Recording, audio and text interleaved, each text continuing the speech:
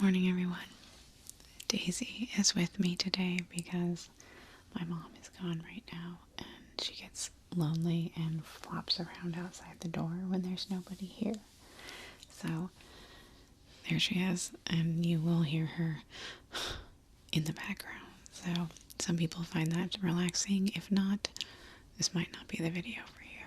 But I really wanted to start off today's video with experimenting a little more with my new otoscope. So fancy. It came in its own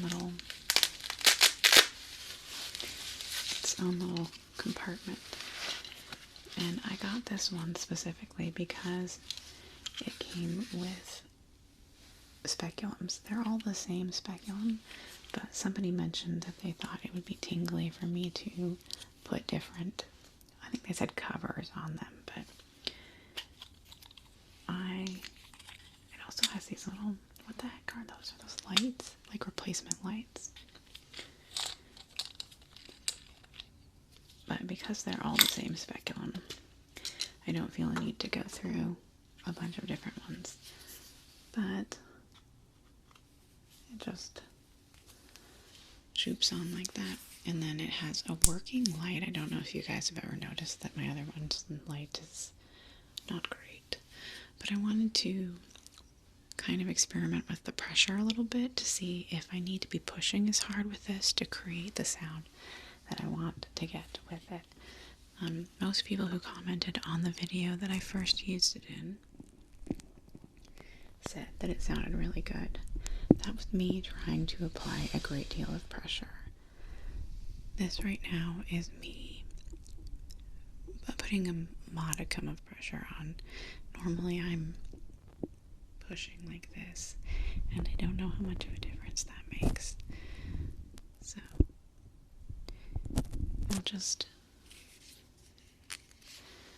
check your ears with very light pressure.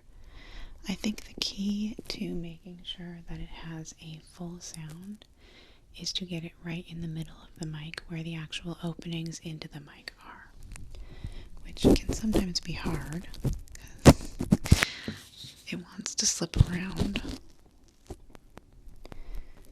So I'm going to go back and forth with light pressure to start, and then we'll ramp up the pressure.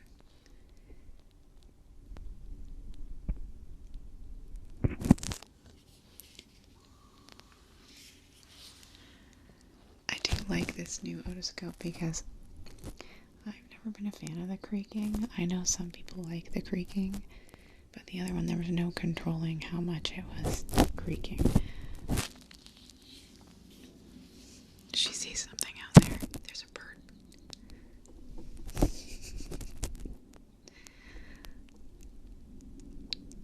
When I was a kid, I've always loved animals.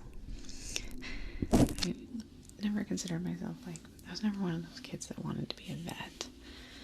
But I always loved animals and having them. And when I was young, I thought the most beautiful, coolest, best dog in the whole world was a German Shepherd. And then I got this dog, and I'm in love with every golden retriever I meet now because she's just my little baby. I've never met a dog who wants human attention so badly from every human she meets. It's embarrassing, honestly. She embarrasses me. But, she makes everybody feel like they're the coolest person in the world. She doesn't love other dogs, though. She's cool with our other dog. But when we meet other dogs and walk, she's very wary of them.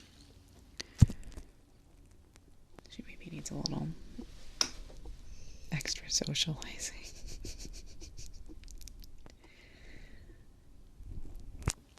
But I think that that's just part of breed standard for golden retrievers, that they're just they're human dogs. They're all about their people. Okay. Now we're going to ramp up the pressure. I'm going to do medium pressure now, I think. So that was light pressure. Now we're going to do medium pressure. This requires me to look and keep it steady to some degree because it wants to move around like that.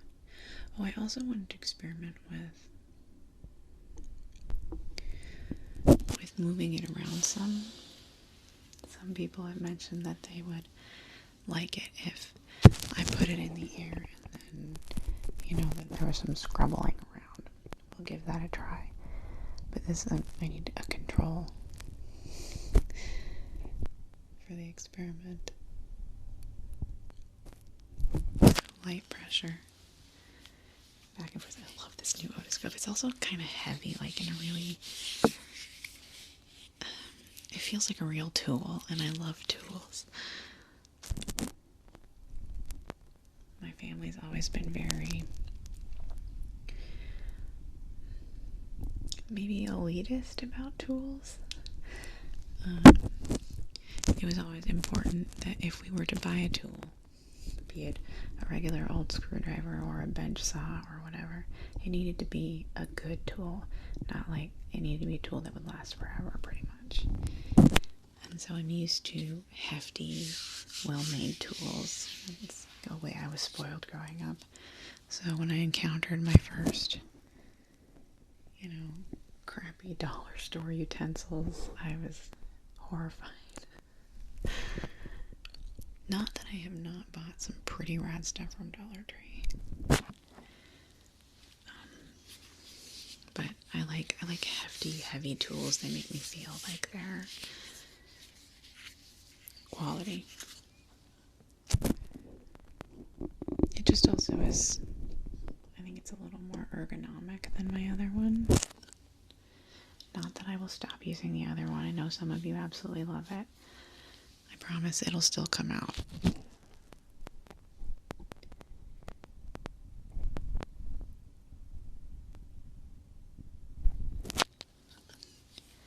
Continuing with the medium pressure.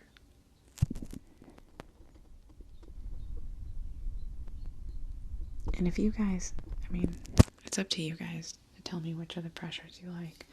If you guys like the light pressure as much as the heavy pressure, and it's okay if you don't, because I'm more than happy to really cram it in there, then I can maybe save my wrists a little bit. But honestly, like this stuff, the thing that I do with my wrists that's probably the hardest on them is the crochet, because I'm so into, and I have a craft fair coming up soon, so I've been preparing for that by making way more critters than I need. The whole reason I have to go to craft fairs is just because I have boxes and boxes of these little guys that I've made.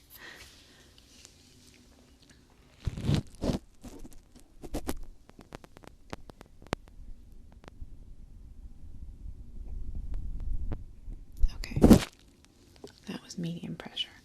Now let's do the kind of pressure I try to get usually with the otoscope, okay?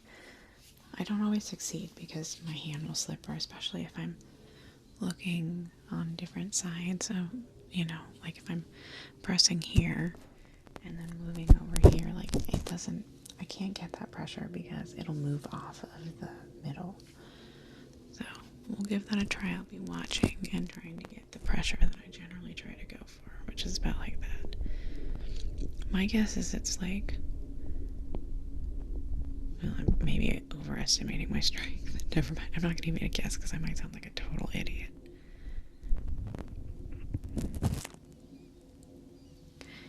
In the recent video I did where there was a lot of otoscope, I think it was on my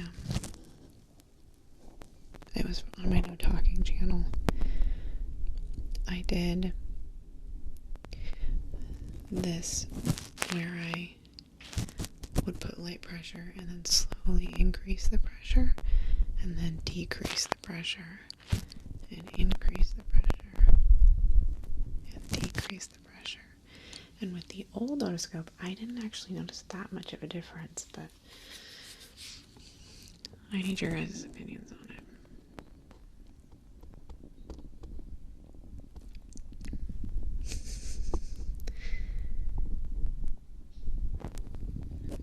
Layout. Oh, I love this new otoscope. It's so nice.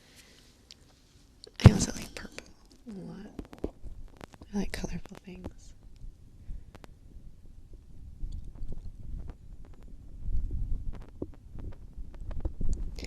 It's a lot harder to get that pressure with my left hand. Oh, she's falling asleep. Where's my good dog? Her little face. And golden retrievers have the silliest, like, sleepy eyes, and like their little lips are so heavy and funny. Oh, she's such an angel. I love her.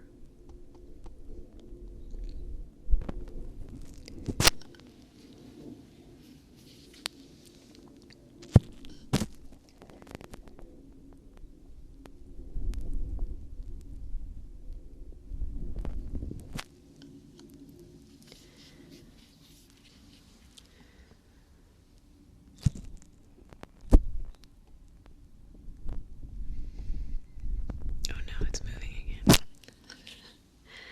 One of the main problems I have with the 3DO, oh, it's so frustrating, is because it's such a heavy piece of equipment. Most of the things, like the screws and bolts to keep it in place, they loosen over time. And because I put so much pressure on it like that, so it slips around in a way that's really agitating. I've seen some artists just hold the 3DO in their hand while they're doing it. That seems nice. But I feel like if I held the 3DO like up to myself, it wouldn't have the same feeling of being in a space. Like, I don't know. I'd have to try it sometime. Maybe I will for my next one. Okay, I think my hands have had enough of this. I just want to test that. I do want to try a small amount of pressure, and moving the otoscope around is what we're doing next. So we'll put it right here in the middle like this, and then I'm gonna scrabble it around like I'm looking in your ear. What are we finding? There's weird stuff in there. Kind of gently moving it around. And this one, the dust cover on this here needs replacing. I really gotta do that. But if any of you are ASMR artists with a 3DO and you're running into the same issues I am with the dust cover, do you have a method? Like, where do you get dust covers? I just steal them from microphones that we solder onto boards for a different job I have. Don't tell anyone. But they get so... I'm gonna move around and look. They just get so messed up so quickly, especially when I'm doing stuff in your ears.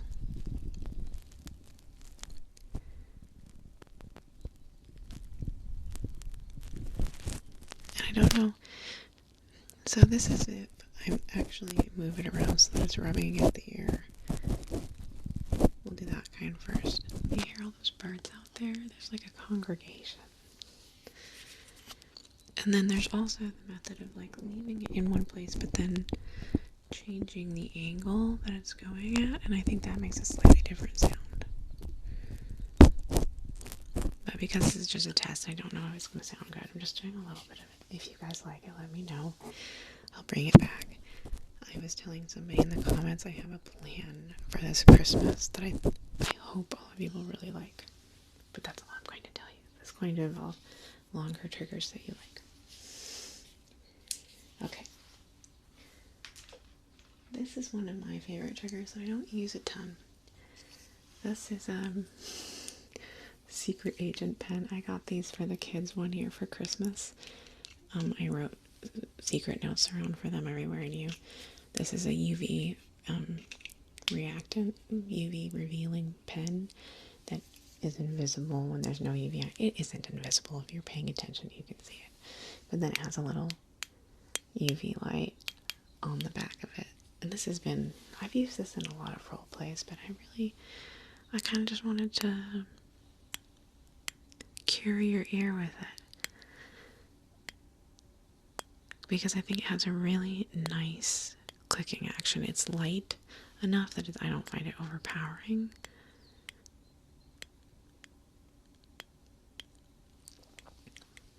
but it's audible enough was the word I was looking for.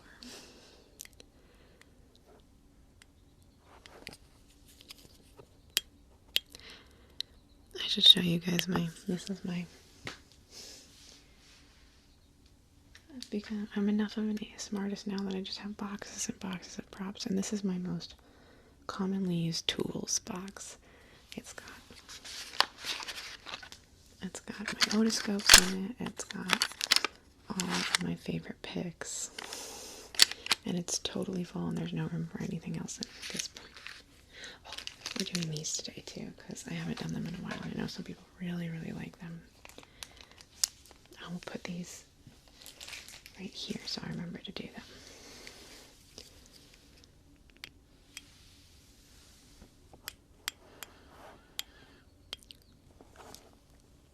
It's like your ears are made of resin.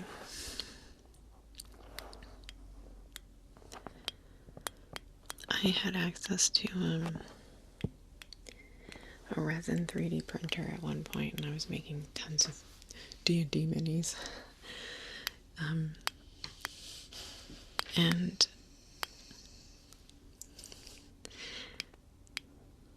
And I found the UV part of it very odd. So I would make the mini, and then it needed to cure in this UV chamber. And I guess if you don't have one of those, you have to like leave it out in the sun or something. I don't know. I did not use proper safety equipment while I was making those, though. Later on, I learned that resin's pretty toxic.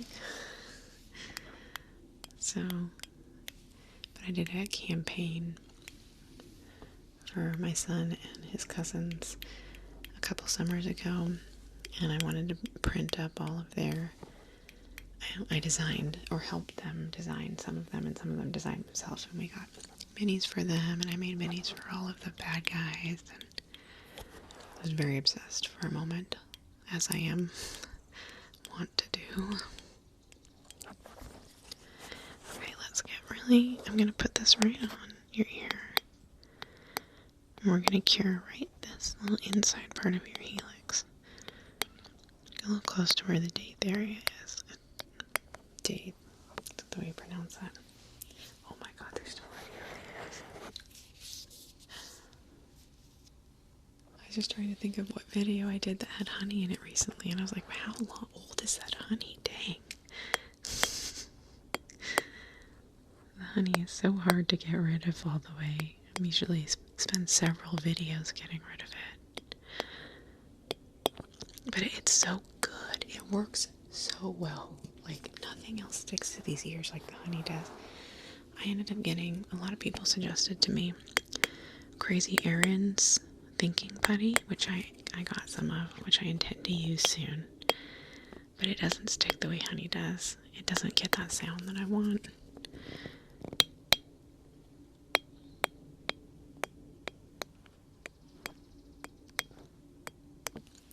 Okay, let's do the backs. I can see the light through the ear.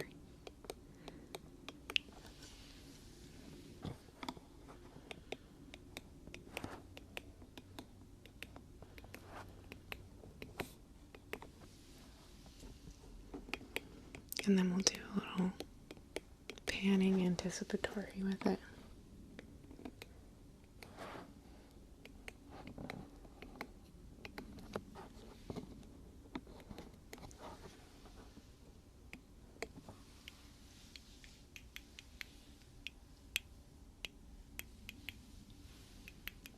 My finger is starting to get a little sore. Gotta switch it up. I love UV light. It still amuses me to this day. I remember thinking it was such a novelty when I was a teenager. I had a UV light bulb. Back then we called it black light. I don't know if that's a thing. What is that? Oh, I can see. Oh, Oh, that might help me clean up the honey a little more. You can see the places the honey's still in. Funny.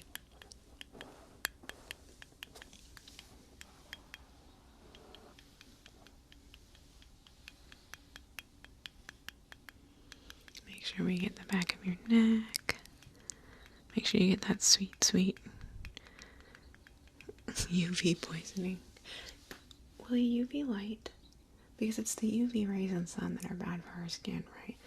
Will shining UV light on us do the same thing that sun would? Someone who knows these things respond, please. Oh, there's some honey right there.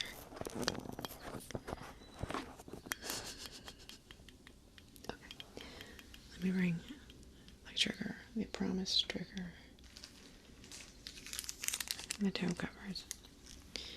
If you were not privy to the place where I explained these little things, I have wide feet, as I've said before.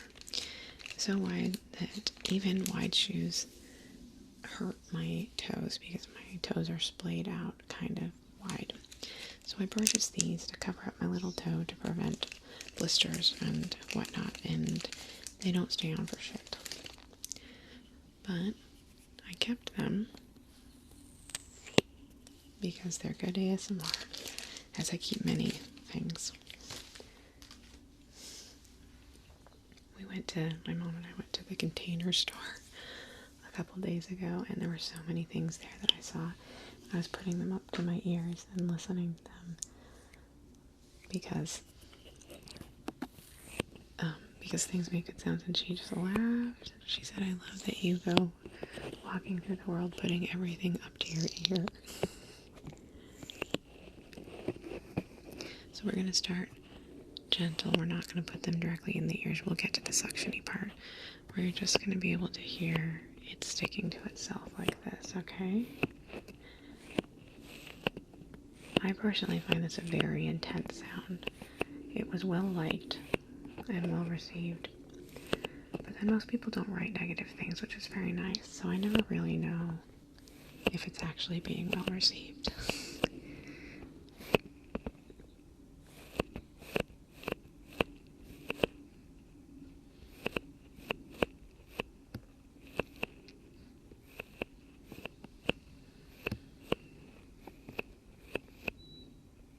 I do really appreciate your guys' feedback, even if it's something you don't like. You know, a lot of ASMR artists have trouble listening to their own work. Most of my ASMR does not give me ASMR, especially the more intense stuff. I can listen to other people's intense ASMR, but my own really grates on me. And so sometimes I feel like I'm flying blind when I make sounds. I know when a sound is like a satisfying sound, and I know things that other people do that gives me ASMR, but you know, a good majority percentage of the time, my own stuff doesn't trigger me, so I'm like, I really hope this works. Even if I'm like copying someone, what they do, I think knowing that it's me, it makes it hard. I'm too hypercritical, and so I can't zen out enough. Okay, we're gonna start by sticking these toe covers into your ears. Does that sound super gross? A little bit. Nice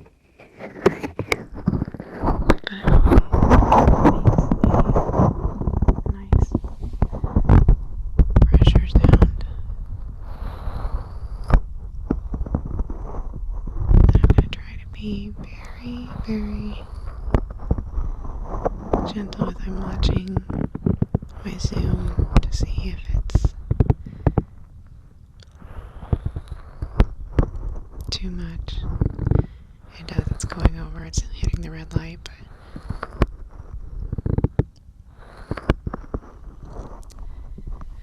let's go ahead and do this one.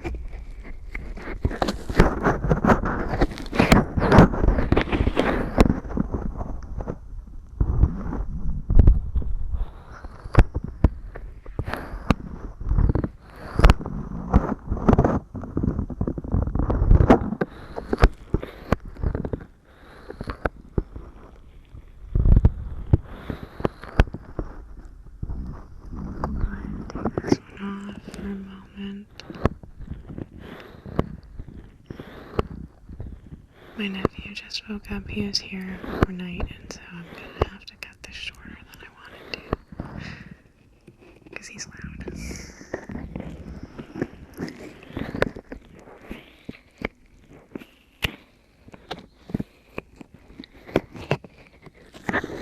There was one last thing I really wanted to do.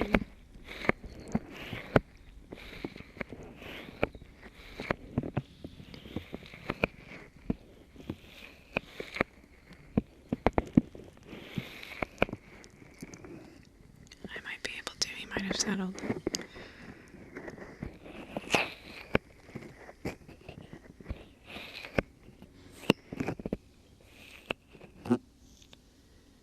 Daisy's breathing.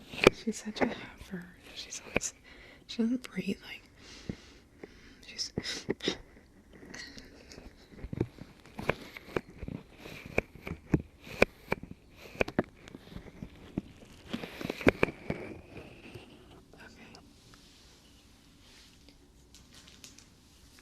Let's get them back in their little Ziploc.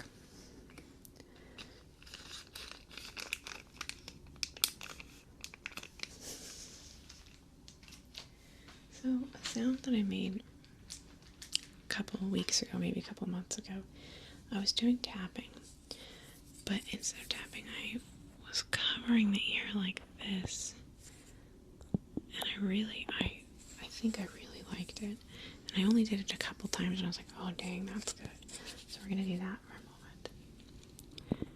This is a plastic tongue depressor that came with the otoscope, actually, in my grandmother's old kit that she bought it with. My grandmother was a nurse. And I don't know why she had that otoscope, because it was a total piece of crap. But unlike my dad, she did not care about tools being good.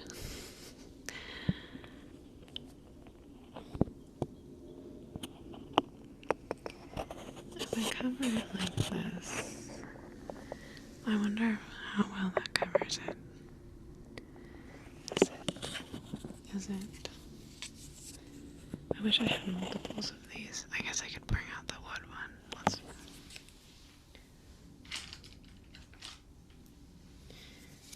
It's not the right size, but we'll give it a try. Covering.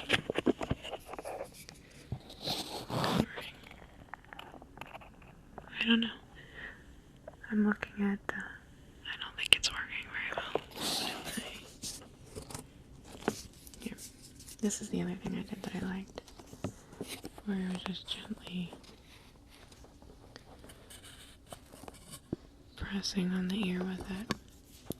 But you know, sometimes, like, my hands are sticky, or this is sticky, and, like, sometimes I can't even get the same sound. So I'm just going to go back and forth now like this, and hope I have just a couple more minutes until my nephew gets loud. I made him pancakes, but he might not have seen them. And also, I think Daisy is getting restless because she heard someone up, so she wants to go see them. Because she must greet everyone in the house with unbelievable enthusiasm. It is the golden retriever way.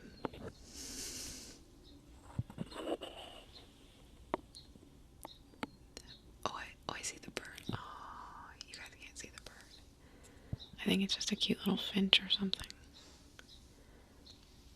Brown one. Probably a female.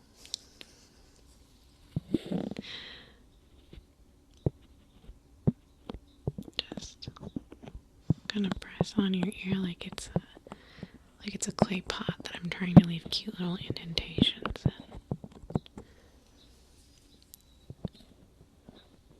Ear shapes are probably so hard to sculpt. They're so weird.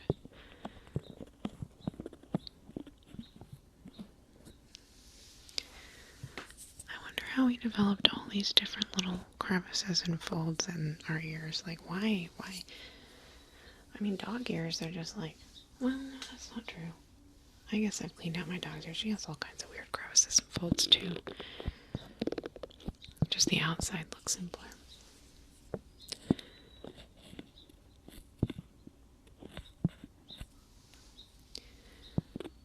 Okay.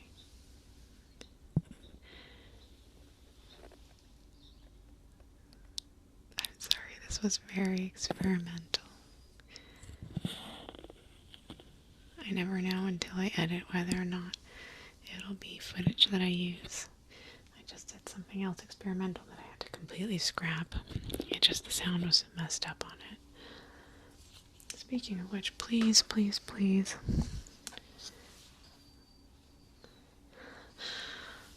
I had an issue last time that I didn't remember to check for, so that could be fun. The reason I had to scrap it was there was some really loud staticky background noise. But I think it was because I had a light very near the microphone, and lights emit a very annoying sound, actually.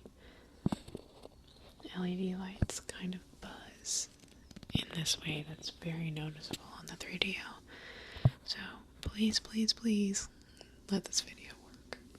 And please, I hope that you're asleep or relaxed or having a wonderful day. And I will see you guys